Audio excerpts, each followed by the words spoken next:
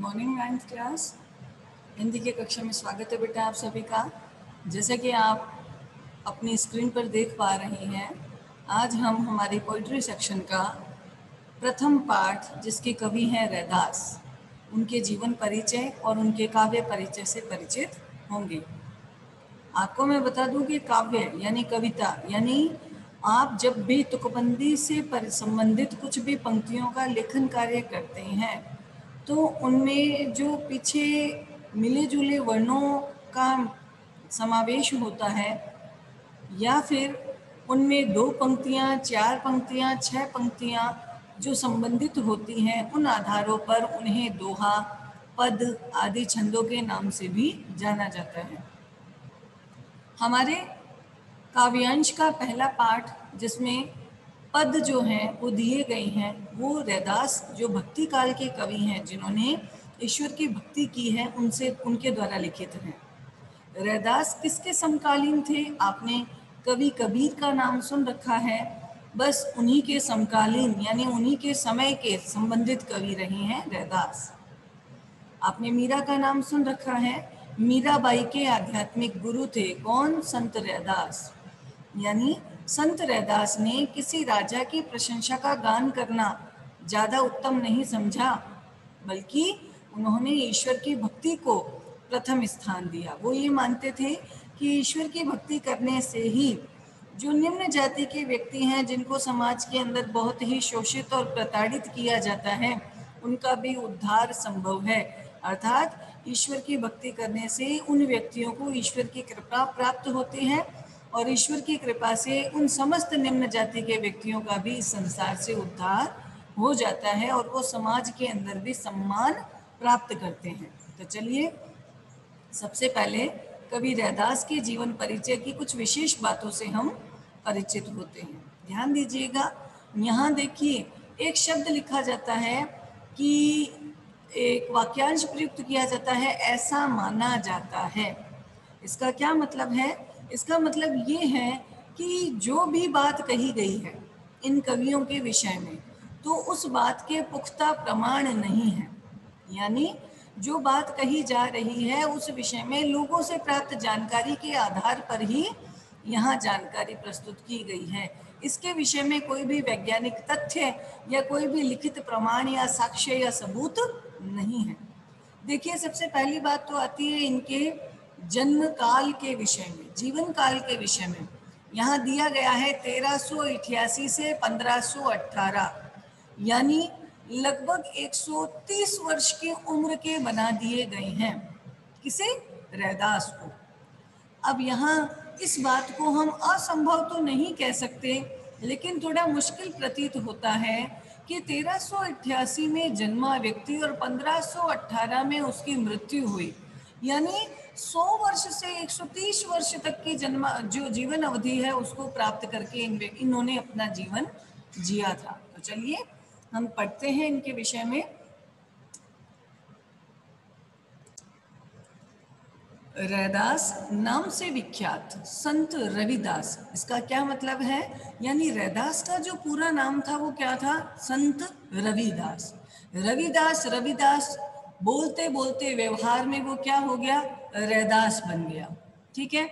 इनका जन्म सन 1388 में हुआ और देहावसान यानी मृत्यु हुई सन 1518। कहाँ पर? बनारस में। ठीक है, ऐसा माना जाता है। यानी इसके विषय में लिखित या वैज्ञानिक साक्ष्य किसी के पास भी नहीं है, ऐसा माना जाता है। अभी लोगों से जो जानकारी मिली उसके आधार पर हमने ये जो जीवन की अवधि है वो निश्चित कर ली कि भाई 1388 में बनारस में जन्मे थे और 1518 में बनारस में उनकी मृत्यु हो गई। इनकी पॉपुलैरिटी जो थी, यानी इनकी ख्याति, इनकी प्रसिद्धि इतनी थी कि दिल्ली का एक सम्राट था जिसका नाम था सिकंदर लोदी। उन्होंने रैदास को दिल्ली आने का निमंत्रण भेजा। ठीक है। मध्ययुगीन यानी जो समय था उस समय के बिल्कुल मिडिल एज वाले जो संत कवि थे उनमें रैदास का विशेष स्थान था। कबीर की तरह रैदास भी संत कोटि के कवियों में गिने जाते थे, यानी ये भी भक्त कवि थे। बड़े बड़े संत, बड़े बड़े पंडित, बड़े बड़े ज्ञानी महाराज जो होते हैं उनकी श्रेणी में इनको माना जाता था। इन्होंने किन किन चीज़ों का विरोध किया, तो देखिए, मूर्तियों की पूजा करना, अलग अलग तीर्थ यात्राओं पर जाना, इन दिखावे के कार्यों में रैदास को जरा भी विश्वास नहीं था, है ना। भाई मूर्ति पूजा कर रहे हैं, कांकर पाथर जोड़ कर मस्जिद लई चुनाई, इसी तरह से तीर्थ यात्रा कर रहे हैं कि भाई क्या काशी, क्या काबा, है ना, क्या करबला, जो कुछ भी है तीर्थ वो जहाँ आप रह रहे हो वही है। इसके लिए आपको अलग अलग तीर्थ स्थानों पर जाने की आवश्यकता नहीं है। कारण, क्योंकि ईश्वर जो है जिसे आप मानते हो वो तो आपके हर कण में नजर आता है। उसको पाने के लिए कोई जरूरत थोड़ी है। आप पत्थर में देखोगे तो वही ईश्वर है, आप किसी प्राणी में देखोगे तो वही ईश्वर है, आप किसी पौधे में देखोगे तो वही ईश्वर है। तो इसके लिए जो दिखावे किए जाते हैं, रैदास ने उन चीजों का विरोध किया। वो व्यक्ति की आंतरिक भावनाओं और आपसे भाईचारे को सच्चा धर्म मानते थे। यानी ईश्वर जो है वो आपके अंतर यानी हृदय से जुड़ा हुआ है, और हर एक प्राणी के प्रति हमें भाईचारे का जो व्यवहार है वो करना चाहिए।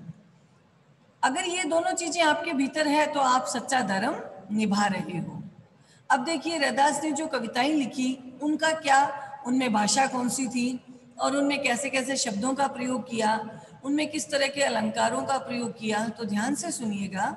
रैदास ने अपनी जितनी भी कविताएं लिखी उसमें सरल और व्यवहारिक ब्रज भाषा का प्रयोग किया। आपको पता है, श्री कृष्ण की जन्मस्थली वृंदावन, जिसे ब्रज प्रदेश भी कहा जाता है, उस ब्रज प्रदेश में बोली जाने वाली जो भाषा है उसे ब्रज भाषा कहा जाता है। यानी रैदास ने अपने काव्यों में जिस भाषा को प्रथम स्थान दिया था वो थी ब्रज भाषा। इसके अलावा अवधी, अवधी यानी अवध, अयोध्या की भाषा, राजस्थानी, अपने राजस्थान की भाषा, खड़ी बोली हिंदी, यानी आपको पता है जो राजस्थान और हरियाणा के आसपास के क्षेत्रों में जो खड़ी बोली हिंदी बोली जाती है वो, और उर्दू फारसी, उर्दू फारसी के जो शब्द हैं वो भी इनकी भाषा में शामिल थे। रैदास को उपमा और रूपक अलंकार बहुत प्रिय थे, यानी अलंकार जो काव्य की शोभा को बढ़ाते हैं उन तत्वों को कहा जाता है। और रैदास ने अपनी कविताओं में उपमा और रूपक अलंकारों का प्रयोग किया। ध्यान दीजिएगा, रूपक यानी रूपी, है ना। जैसे मैंने एक दोहा बोला कि रूपी अलंकार, यानी जब भी कोई कविता बोली जाती है उस कविता में जिसकी तुलना की जा रही है और जिससे तुलना की जा रही है उन दोनों को क्या मान लिया जाता है, एक मान लिया जाता है, रूपी शब्द। ठीक है, जैसे अयोध्या के बालक चारी सदा, अयोध्या यानी अयोध्या के राजा कौन थे, दशरथ, उनके 4 बालक थे। तुलसी मन मंदिर में विहरे, हमेशा वो तुलसीदास जी के मन रूपी मंदिर में निवास करते हैं। 4 बालक जैसे राम, लक्ष्मण, भरत और शत्रुघ्न, ये हमेशा तुलसीदास जी के मन रूपी मंदिर में, मन रूपी, रूपी शब्द लग गया यानी रूपक अलंकार। ठीक है, इसी तरह से उपमा भी एक अलंकार है। सीधे साधे पदों में संत कवि ने अपने हृदय की बातों को बड़ी सफाई से प्रकट कर दिया। इनका आत्मनिवेदन यानी अपना जितना भी निवेदन था, प्रार्थना का भाव था, दैन्य भाव यानी अपने आप को दास मानते थे, और सहज भक्ति और ईश्वर की सरल साधारण मार्ग से भक्ति करते थे, दिखावा नहीं करते थे। ये पाठक के हृदय को उद्वेलित करता है। उद्वेलित करना यानी प्रभावित करना। रैदास के 40 पद, यानी रैदास ने जितनी भी कविताएं लिखी उनके लिखे हुए 40 पद जो हैं वो सिखों के धर्म ग्रंथ गुरु ग्रंथ साहिब में भी शामिल किए गए हैं। यहाँ रैदास के 2 पद हैं। कौन से पद? एक तो पहला पद है जिसका टाइटल दिया गया है, प्रभु जी तुम चंदन हम पानी, जाकी अंग अंग बास समानी। इस पद में कवि ने अपने भगवान को याद करते हुए उनसे अपनी तुलना की है कि भाई भक्त और भगवान जो है ना वो एक ही है। भक्त भगवान से कम नहीं है और भगवान भक्त से ज्यादा नहीं है, क्योंकि भक्त जो है वो भगवान को सम्मान देते हैं, उनकी आराधना करते हैं, तभी तो भगवान का अस्तित्व कायम है। ये दोनों एक दूसरे के पूरक हैं। जैसे जैसे धागा और मोती, धागे के अंदर ही मोती को पिरोया जाता है ना।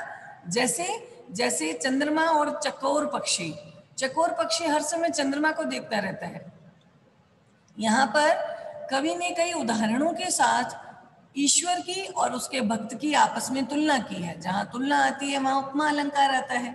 ठीक है, उसका प्रभु बाहर किसी मंदिर या मस्जिद में नहीं रहता, बल्कि वो तो हमेशा उसके अंदर, उसके हृदय में विराजमान रहता है। यही नहीं, हर हाल में, हर काल में उससे श्रेष्ठ और सर्वगुण संपन्न है। यानी भक्त से तो ज्यादा श्रेष्ठ ही होता है ना भगवान। तो भगवान जो है हर हाल में और हर काल में उस भक्त से बहुत ज्यादा श्रेष्ठ और सर्वगुण संपन्न है। इसीलिए तो कवि को उस जैसा बनने की प्रेरणा मिलती है। यानी जो आपका आराध्य है, आपको भी उसके जैसा बनने का प्रयास करना चाहिए। अब दूसरा पद आता है। दूसरे पद का टाइटल दिया गया है, ऐसी लाल तुझ बिन कौनू ना करी। भाई इस तरह की कृपा हे भगवान आपके अलावा और तो कोई नहीं कर सकता। तो उसमें क्या बताया है? उसमें बताया है कि भगवान की अपार उदारता, यानी जिसकी कोई सीमा नहीं है, इतनी दयालुता है भगवान के अंदर। वो दूसरों पर कृपा करते हैं और समदर्शी स्वभाव है। यानी ईश्वर का स्वभाव कैसा है? समान रूप से देखने वाला। रैदास कहते हैं कि भगवान ने भी निम्न कुल के भक्तों को सहज भाव से अपनाया। यानी भगवान के लिए कोई भी ऊंची जाति का और कोई भी नीची जाति का नहीं है। जो भगवान को ध्याता है, भगवान उसे अपना बना लेता है।